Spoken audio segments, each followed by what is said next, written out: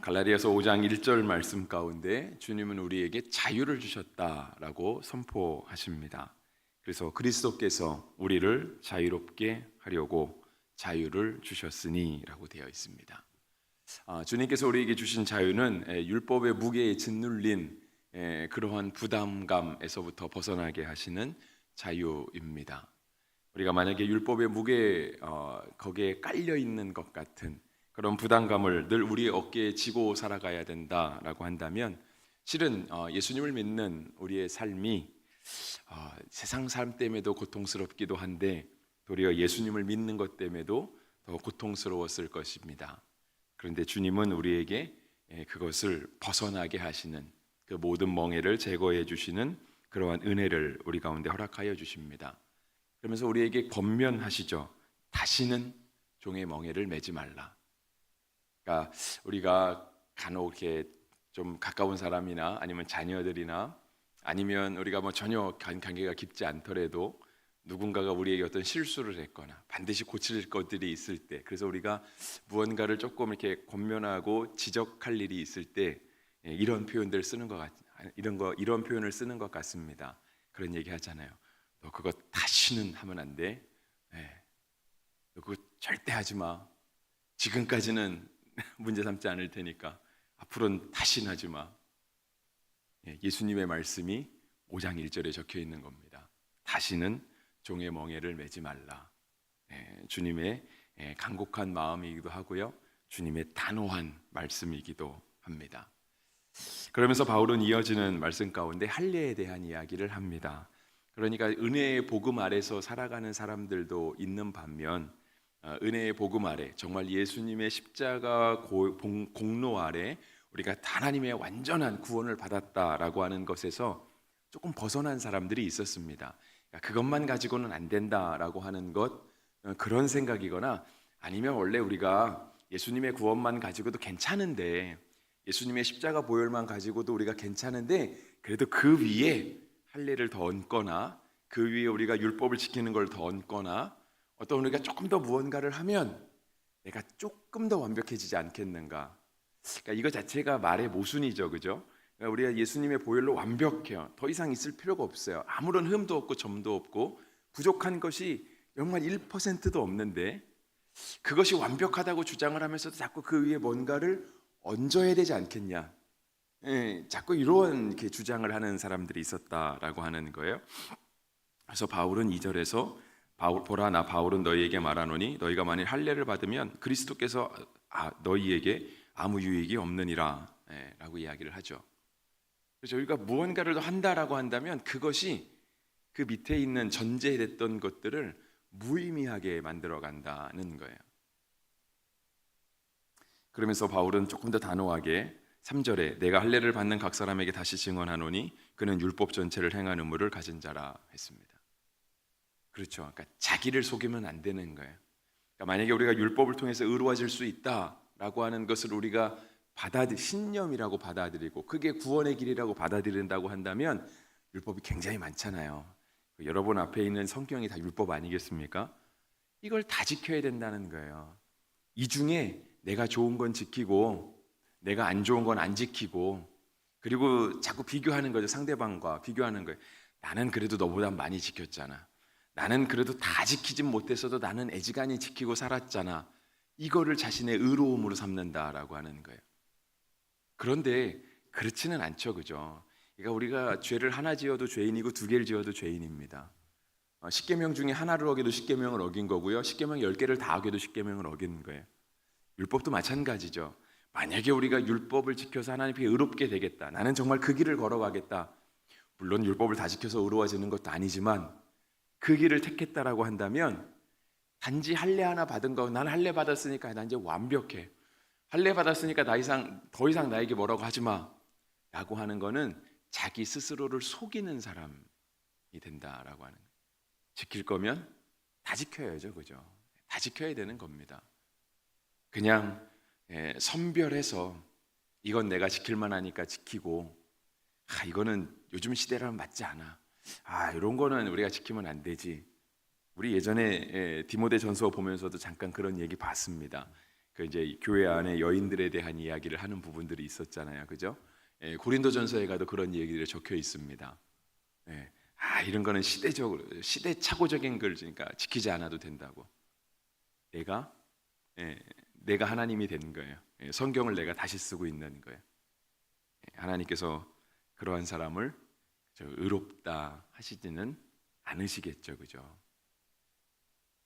물론 율법을 다 지켜서 의롭게 될 수도 없지만 차라리 그냥 내가 선별해서 지키는 것보다는 아주 정통 유대인들처럼 머리에 이거 키파 같은 거 쓰고 진짜 안식일에는 걷지도 않고 일도 안 하고 굶어 죽을지언정 안식일에는 난 아무것도 하지 않겠다. 아주 철저하게 율법을 지키는 사람들, 그 사람들이 훨씬 더 낫다라고 말할 수 있겠죠.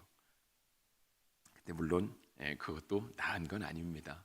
우리 가운데 유일한 길은 그죠, 예수님을 따라 그 값없는 은혜의 선물을 받는 것, 그것이 우리 가운데 가장 완벽한 길입니다. 그래서 이어지는 말씀 제 4절부터 보겠습니다. 4절, 율법 안에서 의롭다함을 얻으려 하는 너희는 그리스도에게서 끊어지고 은혜에서 떨어진 자로다. 그렇죠? 은혜를, 그러니까 율법을 따라가는 사람들, 율법을 따라가는 만큼 예수님을 따라가지 못하겠죠. 그러니까 예수님에게서 떨어진 자다라고 이야기를 하고요. 6절 보겠습니다. 그리스도 예수 안에서 할례나 무할례나 효력이 없으되 사랑으로서 역사하는 믿음뿐이니라 라고 했습니다. 그리스도 안에서는, 하나님 나라 안에서는요, 율법, 예수님이 오신 이후로는 율법에 그렇게 큰 의미를 두지 않았습니다. 만약에 예수님이 오신 이후에 자꾸 우리가 예수님이 오셨음에도 불구하고 율법에 자꾸 눈을 돌리고 율법에 집중적으로 살아간다라고 한다면, 그렇죠, 예수님이 굳이 이 땅에 오실 필요가 없잖아요. 여전히 그냥 율법 지키면서 살 건데 굳이 뭐 예수님이 이 땅에 오셔서 십자가에 달리심으로 우리를 구원하실 필요는 없는 거죠, 그죠? 그래서 6절에는 그 얘기하는 거예요. 할례나 무할례나 아무 효력이 없다. 할례 받아도 의로워지는 거 아니고 할례를 안 받았다고 해서 부족해지는 것도 아니다. 그러면서 우리가 오늘 은혜로 살아간다면, 예수님의 값없는 은혜로 살아간다면 우리에게 필요한 거는요, 사랑으로서 역사하는 믿음뿐이다 라고 되어 있어요. 공동번역은 이걸 뭐라고 표현했냐면, 오직 사랑으로 표현되는 믿음만이 중요합니다 라고 표현을 했어요. 우리가 구원받은 사람이라는 걸 어떻게 보여줄까요? 어떻게 우리의 믿음을 꺼내서 보여주기는 어렵잖아요. 믿음을 꺼내서 보여준다고 해도 그것이 솔직히 일반 아직 믿지 않는 사람들에게는 조금 터무니없는 것처럼 보일 수 있잖아요. 왜냐하면 우리가 믿음이라는 것 자체가, 신앙이 있는 사람들에게는 어떤 사람이 믿음을 고백할 때 그 믿음이 너무 아름답게 보이고 정말 우리도 그 믿음을 본받아야 되겠다라는 느낌이 들지만, 믿음이 없는 사람들에겐 우리가 아무리 훌륭한 믿음을 고백한다 할지라도 그게 이상해 보일 수 있는 거예요. 그러니까 예를 들면 그런 겁니다. 예수님의 말씀처럼 너희가 겨자씨 하나 같은 믿음이 있다라고 한다면 이 산을 명해서 저리로 옮겨가라 해도 옮겨갈 것이다. 여러분, 우리는 믿음 안에 있을 때 예수님의 그 말씀에 아멘 할 수 있습니다. 아멘이 안 되십니까? 그래도 산은 안 옮겨지나요? 믿음 안에 있으면 이 산을 명해서 저리 갈 것이다 라고 하시는 예수님의 말씀이, 그렇구나, 주님이 하시면 할 수 있겠구나가 믿어지는 거예요. 근데 예수님을 안 믿는 사람들은 어떻게 생각할까요? 무슨 예수님이 마술사냐 그러지 않겠습니까? 예수님이 조금 허풍이 세시다라고 말하지 않겠습니까? 그러니까 믿음은 아무리 우리가 큰 믿음을 가지고 있어도요, 믿는 사람들에게는 그것이 굉장히 큰 은혜가 되고 공감이 될 수 있지만, 실제로 믿지 않는 사람들에겐 아무리 우리가 큰 믿음을 고백해도 그들에게 그렇게 효력이 없을 수 있어요. 그럼 도대체 뭐가 그들에게 효력이 있을까요? 6절 말씀과 같은 거예요. 사랑으로서 역사하는 믿음뿐이다. 아까 제가 읽어드린 공동번역에서는요, 오직 사랑으로 표현되는 믿음만이 중요합니다. 세상 사람들에게 보일 땐 사랑으로 그게 표현되는 거예요. 근데 우리가 그들에게 우리의 믿음을 사랑으로 표현할 때, 나는 그래도 내가 얼마나 율법을 잘 지키는데, 내가 교회 다닌 경력이 얼마고, 내가 직분이 뭔데 라고 하는 걸 자랑하면 그들에게 은혜가 전해지고 구원이 전해질까요? 안 되죠, 그죠? 안 되는 거예요. 그러니까 사도 바울이 자꾸 얘기하는 거예요. 율법을 자랑하지 말아라. 우리 가운데 뭐 할례를 받았던 뭐 11조를 하던 뭐 하던 그거 자랑하지 말아라 그러는 거예요. 그러면서 아까 5장 1절 다시는 종의 멍에를 매지 말아라. 그거 가지고는 복음을 전하는데 조금도 도움이 되지도 않고 우리가 그리스도인으로 살아가는데 그건 역시 조금도 도움이 되지 않는다라고 하는 거예요.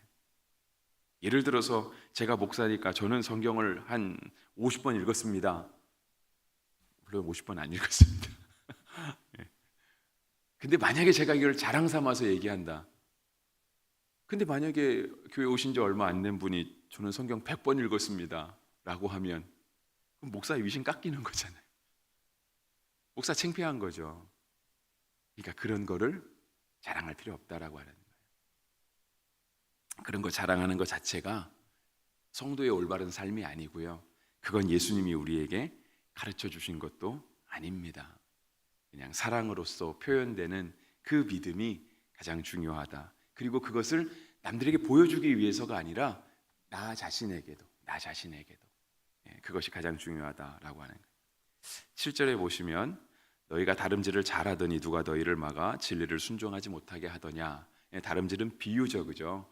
너희가 그 성도의 길, 신앙의 길을 그렇게 잘 달려가는 것처럼 잘 가고 있었는데 도대체 어느 순간에 너희가 자꾸 어떤 사람의 미혹을 받아서 딴 길로 가게 됐느냐. 이 얘기를 바울이 하고 있는 거죠. 그러면서 8절 그 권면은 너희를 부르신 이에게서 난 것이 아니니라. 너희를 부르신 이는 예수님 아니겠습니까? 그러한 권면은 예수님에게서 난 것이 아니다라고 이야기를 해요. 그러면서 9절 적은 누룩이 온 덩이에 퍼지느니라 했습니다. 이것은 예수님의 말씀과도 같습니다. 예수님이 제자들을 향해서 그 당시 무리들을 향해서 너희가 바리새인과 사두개인의 누룩을 주의하라라고 예수님께서 말씀하셨습니다. 저는 요리는 못해서 누룩 잘 모릅니다. 근데 빵을 만들 때 보면 그렇죠, 이렇게 어쨌든 이스트를 넣잖아요. 빵이 부풀어 올라야 되니까. 근데 티도 안 나잖아요. 밀가루 안에 그걸 넣는지 안 넣는지. 제가 보니까 색깔도 똑같더라고요. 전혀 티가 안 나요. 넣는지 안 넣는지 모릅니다. 언제 알게 되냐면 시간 조금 지났을 때. 시간 조금 지나면 넣은 거는 부풀어 오르고 안 넣은 거는 안 부풀어 올라요. 근데 이제 있을 때 과연 그럼 반죽이 두 개가 있으면 도대체 뭐가 넣고 뭐가 안 넣은 거냐, 이걸 누가 알까요? 저 같은 사람은 죽었다 깨나도 모르겠죠, 그죠? 뭐가 넣는지 안 넣는지. 근데 제가 요리사는 아니지만 잘은 몰라도 반죽이 안 됐을 상황에는 아마 요리사도 모르지 않을까 하는 생각이 들어요. 전혀 티가 안 나지 않을까 하는 생각이거든요. 근데 누가 알까요? 그건 진짜 는 사람만이 알거든요. 는 사람만이 아는 거예요. 오늘 우리가 우리 속에, 우리의 신앙 속에 어떤 누룩을 넣을 거냐는 나 자신이 아는 거예요. 우리가 자꾸 우리의 신앙 속에 나는 예수님의 십자가만으로 만족합니다. 나는 오늘도 그 은혜 가운데 살아갑니다. 그래서 내가 은혜를 아는 사람으로, 그 은혜를 끼치는 사람으로 살아가겠습니다 라고 하는 마음을 먹은 것과, 그래도 조금 율법은 지켜야죠, 그래도 나한테 자랑할 만한 것들은 이런 거죠, 그런 누룩을 넣는 것과, 우리가 우리의 신앙 가운데 어떤 누룩을 넣는지는요 넣은 사람만이 알아요. 그리고 그것은 물론 시간 지나면 남들도 알게 되겠죠. 우리는 사람 만나보면 알잖아요. 만나보면 정말 저 사람이 은혜 가운데 살아가는 사람인지, 아니면 자신의 공로 가운데, 자신의 어떤 업적 가운데 살아가는 사람인지 시간 지나면 알게 되거든요. 그런데 적은 누룩이 온 덩이에 퍼지니라, 오늘 예수님도 말씀하시고 사도 바울도 우리 가운데 권면하고 있는 이 말씀, 우리가 기억하면서 오늘 하루 살아가실 때 우리의 신앙 가운데, 우리의 삶 가운데 정말 우리가 은혜의 누룩, 복음의 누룩, 정말 예수님의 누룩만 넣고 살아가시는 은혜가 있기를 주 이름으로 축복합니다. 기도하겠습니다.